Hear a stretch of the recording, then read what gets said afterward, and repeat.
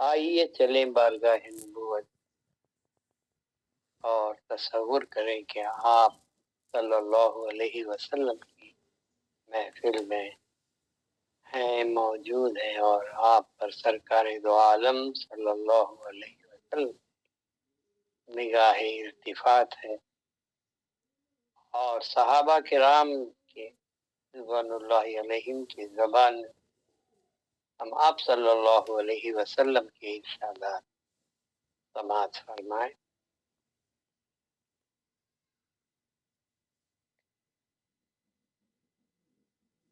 وعن ابی ہریرہ قال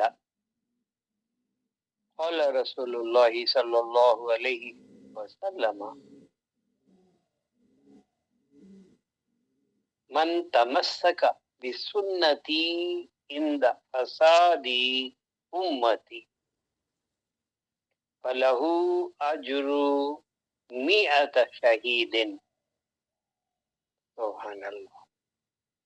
رواہ البیہقی فی کتب الزہد لہ من حدیث ابن عباس۔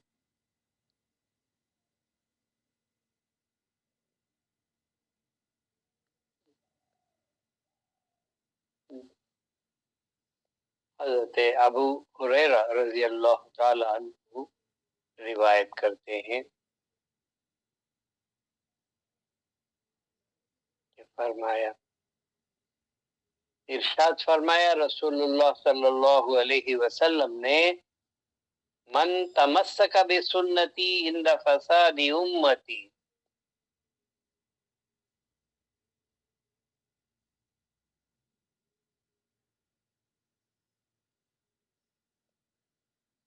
جس کسی نے بھی میری سنت کو مضبوطی سے پکڑا جبکہ امت میں فساد اور بگاڑ پیدا ہو چکا ہو،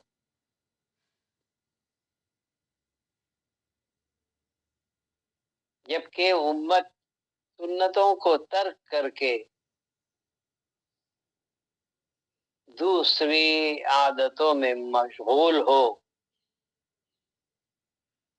فساد آ جائے کہ بحث پیدا ہو جائے یہ سنت ہے یا نہیں ہے، کرنے سے کیا، نہیں کرنے سے کیا ہوگا، تو لاپرواہی ہو جائے، بگاڑ پیدا ہو جائے، فساد پیدا ہو جائے امت میں، ایسے وقت میں جو کوئی میری سنت کو مضبوطی سے تھامے گا، یعنی مضبوط سنت کو نبھائے گا اور سنت پر چلے گا، اس کو قائم رکھے گا، من تمسک بسنتی عند فساد امتی فلہ اجر مئۃ شہید، تو اس کے لیے 100 شہیدوں کا اجر دیا جائے گا۔ سبحان اللہ۔ تو کیا شہید کوئی معمولی سی بات نہیں ہے، شہید کا مقام اور شہید کا اجر پانا، تو 100 شہیدوں کا اس کو اجر دیا جائے۔ معلوم ہوا کہ آپ صلی اللہ علیہ وسلم نے اپنی سنتوں پر کتنا زور دیا ہے کہ سنتوں کو نہیں چھوڑنا چاہیے، سنتوں کو زندہ کرنا چاہیے اور زندہ رکھنا چاہیے، اسی سے ہماری امت کی نشانی اور آئیڈینٹی باقی رہتی ہے۔ سب سے پہلے یہ بات ہے کہ ہم تو سنتوں سے بڑھ کر فرض بھی اب نہیں نبھا رہے ہیں۔ قوا انفسکم واہلکم نارا، قرآن میں اللہ تبارک و تعالیٰ کا حکم ہے، قوا انفسکم واہلکم نارا، بچا لو، انفسکم روک لو، انفسکم واہلکم نارا، تم اپنے خود کو اور اپنے اہل و عیال کو جہنم سے بچا لو، جہنم کی آگ سے بچا لو۔ ہمارے لیے آج کل فرائض بھی بہت گراں گزر رہے ہیں کہ ہمیں فجر میں جاگنا بہت بڑے جہاد سے بڑھ کر کے ہو چکا ہے، لیکن یاد رکھیے کہ ایک نماز بھی اور ایک سنت و فرض بھی، فرض کو ترک نہیں کیا جا سکتا، کی جو سزا ہے، اگر ہمیں وہ سزا پہلے نظر آ جائے یا سمجھ میں آ جائے تو ہرگز ہم ایک اللہ کے فرض کو بھی، ایک نماز کو بھی ترک نہیں کریں گے۔ تو فرضوں کو بھی نبھانا ہے، جس کے نہ نبھانے سے ہم خارج امت ہو جائیں گے، دائرہ اسلام سے خارج ہو جائیں گے۔ کفر میں اور ایمان میں صرف نماز ہی کا فرق ہے، یہ ایک دیوار ہے دونوں کے بیچ میں، کفر اور ایمان کے۔ جب ہم اس کو گرا دیتے ہیں، توڑ دیتے ہیں، تو کوئی فرق باقی نہیں رہتا، ہم ان کے مثل ہو جاتے ہیں۔ اور آپ صلی اللہ علیہ وسلم نے اس حدیث کے ذریعے ہمیں یہ تنبیہ کی ہے کہ سنت کو کسی حالت سے بھی رسول اللہ صلی اللہ علیہ وسلم کے نہیں چھوڑنا چاہیے۔ نمازوں میں ہم جتنے بھی ارکان ادا کر رہے ہیں، ان تمام میں سنتیں ہی سنتیں ہیں۔ اگر نماز ہی ہم نہیں قائم کریں گے تو ہم کون سی سنت کی پابندی کریں؟ تو سنتوں کو ترک کرنا یہ بہت بڑا جرم ہوگا، اور آپ صلی اللہ علیہ وسلم نے ارشاد فرمایا کہ ایسے دور میں جب فساد بڑھتا چلا جائے، سنتوں کو ترک کرتے جائیں لوگ، تو امت بگڑنے لگے، تو ایسی امت، ایسے موقع میں، ایسے زمانے میں جو کوئی سنتوں کو زندہ رکھے گا،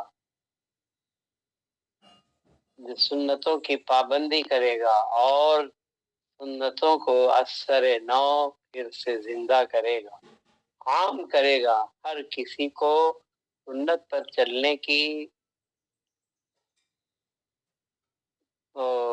تنبیہ کرے گا اور چلائے گا، تو اس کے لیے فَلَهُ أَجْرُ مِئَةِ شَهِيدٍ، تو اس کے لیے 100 شہیدوں کا اجر دیا جائے گا۔ تو ہم اہل سنت اور سنی کہنے کے صرف نام کے رہ گئے ہیں کہ ہم سنی ہیں۔ کیوں؟ کس لیے صرف زبانی سنی رہ گئے، اور بہت سے ابھی اتنے سمجھدار نہیں ہیں کہ سنی کس کو کہتے ہیں۔ چھوٹی سی بات ہے اس کی کہ ہم سن کر ایمان لائے اس لیے سنی ہو گئے، سن کر ایمان لانے سے سنی نہیں ہوئے۔ سنتے تو بہت کچھ ہے دنیا کے اندر، وہ تمام کے سننے سے تم دنیا کے ہر کام کے سنی نہیں بنتے۔ سنی وہی ہوتا ہے جو سنت نبی پر چلتا ہے، تمام سنتوں کو جمع کرتا ہے، اور تمام ائمہ نے، چاروں ائمہ نے آپ صلی اللہ علیہ وسلم کے تمام سنتوں کو جمع کیا۔ امام اعظم ابو حنیفہ رحمت اللہ علیہ نے تمام سنتوں کو جمع کیا، اور امام شافعی نے سنتوں کو جمع کیا، امام مالک نے، امام حنبل نے آپ صلی اللہ علیہ وسلم کی کسی ادا کو، آپ کے کسی قول کو، یا آپ کے کسی بھی سنت کو ترک نہیں کیا، اپنے احادیث میں اس کو جمع کیا۔ کوئی ایسی سنت باقی نہیں رہی جو ان چاروں سے بچ کر نکل گئی ہو۔ پوری کی پوری سنتیں آپ کے، ہمارے ان چار اماموں کے اندر دول کر رہی ہیں، تو پورے اہل سنت ہیں تمام امام، اور تمام چاروں کو ملا کر ان کا ایک نام ہوتا ہے اہل سنت والجماعت۔ چار امام مل کر ایک جماعت اور چاروں کے چاروں مل کر اہل سنت، تو الدین یدول بین الاربعین، یہ جمع ہوا کہ دین پورے کا پورا ان چاروں کے اندر سرکولیٹ کرتا ہے، دول کرتا ہے. اس کے باہر کوئی بھی بات سنت کی ہو، دین کی ہو، باہر نہیں ہے. جو کوئی ان سنتوں کو نہ مانے یا ان چاروں اماموں کو اہل سنت نہ مانے یا چاروں میں سے کسی ایک کو بھی نہ مانے تو وہ اہل سنت نہیں رہتا، بلکہ یہ فیصلہ ہے کہ وہ دین کے باہر مانا جاتا ہے. تو سنتوں کو زندہ رکھنے کی بات ہے، اور سب سے پہلے فرضوں کو نبھانے کی بات ہے کہ ہمیں اللہ تبارک و تعالیٰ کا خوف کرنا چاہیے کہ ہم فجر میں جاگنے سے بہت ہیں، اور اللہ کا حکم ہے کہ خو انفسکم واہلکم نارا، تم بچاؤ اپنے آپ کو اور اپنے اہل کو آگ سے.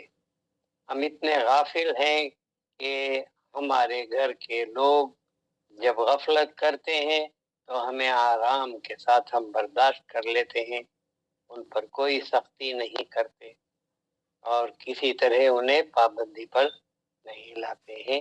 یہ ہمارے لیے آج تو آرام دہ لگتا ہے، لیکن عند الموت اور آخرت میں ہم کو بہت بڑا اس کا خمیازہ بھگتنا پڑے گا، جو ہمارے آنکھوں سے غائب ہے، اس وقت ہماری سمجھ میں نہیں ہے.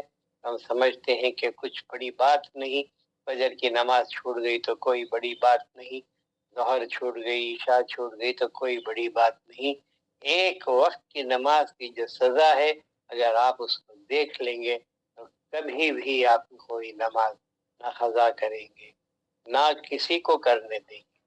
اپنے تمام اہل و عیال کو فجر میں آپ نماز کی پابندی کے لیے جگائیں، اٹھائیں، اور ان پر کچھ سختی بھی کریں تو کوئی مضائقہ نہیں.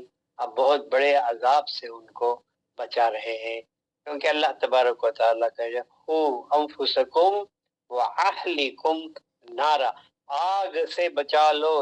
تو کون سی آگ ہے؟ وہ جہنم کی آگ ہے، جو اگر اس میں ہم پڑ جائیں گے تو ہم کو چھٹکارا نہیں ملے گا اور برداشت نہیں ہوگا.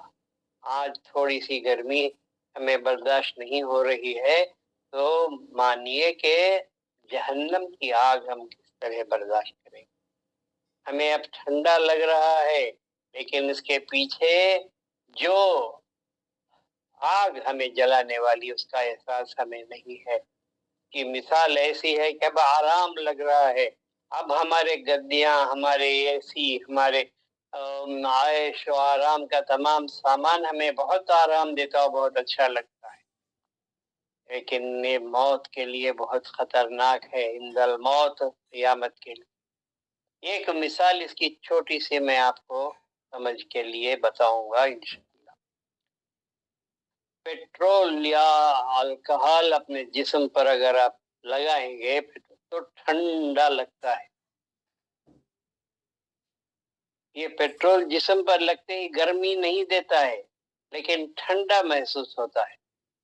جیسے ہی ایک آگ کی چنگاری اور کاڑی اس کو لگ جائے تو پوری اس چیز کو جلا دیتی ہے. اسی طرح یہ عیش و آرام دنیا کا ہمیں اب ٹھنڈا لگ رہا ہے.